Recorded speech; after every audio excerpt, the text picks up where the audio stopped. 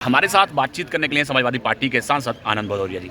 Sir, Mamata Banerjee SIR के मुद्दे पर सुप्रीम कोर्ट जा रही हैं, खुद थोड़ी देर में सुप्रीम कोर्ट पहुंची हैं, तो किस तरह से आप देखते हैं, चूंकि लगातार वो पहले चुनाव आयोग पर हमला कर रही थी, अब सुप्रीम कोर्ट खुद पहुंच गई हैं? बहुत ही स्वागत योग्य कदम है दीदी का, और दीदी के हर एक कदम के साथ समाजवादी पार्टी, हमारे नेता पीडीए के जननायक माननीय अखिलेश यादव जी उनके साथ मजबूती के साथ खड़े हैं। भारतीय जनता पार्टी एसआईआर के बहाने जिस तरह बड़े पैमाने पर वोटर लिस्ट में मैनिपुलेशन करके चुनाव जीतना चाहती है और लगातार इसी तरह जीतते आई है।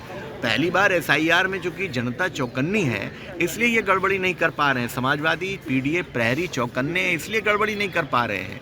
अभी कल लखनऊ में हमारे नेता ने प्रेस कॉन्फ्रेंस करके फार्म 7 के बहाने जो दिल्ली से पीडीएफ फाइल बन करके बूथवार फर्जी नामों से फार्म 7 भरे जा रहे हैं, उनको बेनकाब करने का काम किया। बीजेपी की साजिश पर का भंडाफोड़ करने का काम किया है। भारतीय जनता पार्टी का लोकतंत्र में भरोसा नहीं है, इसलिए वो लगातार इस तरीके की साजिश करते हैं और वोटर लिस्ट में मैनिपुलेशन करके चुनाव जीतना चाहते हैं। और हम बधाई देंगे ममता जी को कि वो सुप्रीम कोर्ट में लड़ाई लड़ रही है। हमें सर्वोच्च न्यायालय पर पूरा भरोसा है, जनता के हक में फैसला होगा।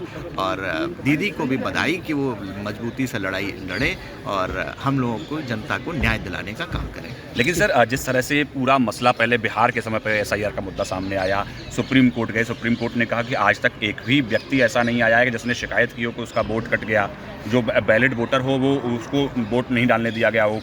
लेकिन फिर से ही एसआईआर का मुद्दा उठाने, क्या आपको लगता है कि सुप्रीम कोर्ट में फिर से कुछ बात बन पाएगी? भाई, वोटर लिस्ट में तो लगातार आपको निगाह रखनी पड़ेगी। वोटर लिस्ट कोई एक दिन में नहीं बनती, प्रक्रिया लगातार चलती है। किस मौके पर वोट कट गया, सवाल ये है। आप अभी वोटर लिस्ट जो दे रहे हो, जो एजेंट को, उम्मीदवारों को वोटर लिस्ट दी जाती है और जो अंदर प्रिसाइडिंग ऑफिसर को दी जाती है, दोनों में अंतर हो जाता है। जब अंदर आदमी वोट अपनी पर्ची लेकर अंदर डालने जाता है तो कहता है कि हमारा तो वोटर लिस्ट में नाम ही नहीं है। हमारे नेता ने जो फार्म 7 के माध्यम से भारतीय जनता पार्टी के दिल्ली के लोगों के द्वारा पीडीएफ फाइल बना करके भेजी गई, सीधे प्रिंट आउट निकाल करके अर्जी फर्जी नामों से तहसील में दे दिया गया, वहाँ बीएलओ के पास पहुँच गया। अब वो ना तो वो आदमी मिल रहा है जिसने शिकायत की है, और लोग गाँव में जिंदा है।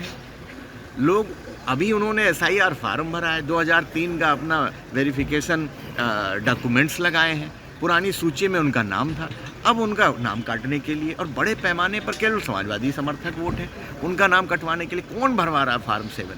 तो इसलिए लगातार बीजेपी साजिश कर रही है। वो अलग बात है कि वो कहीं कामयाब हो जाते हैं, कहीं नाकामयाब हो जाते हैं। इसलिए हम लोग, और सबसे बड़ी बात, अगर यूपी में एवरेज एक असेंबली में 400 प्लस बूथ होते हैं, अगर उन्होंने 100 फार्म 50 फार्म एक बूथ पर नाम कटने के लिए दिए, मान लीजिए उसमें 10 में भी कामयाब हो जाते 100 में, तो 4000 वोट हो गया।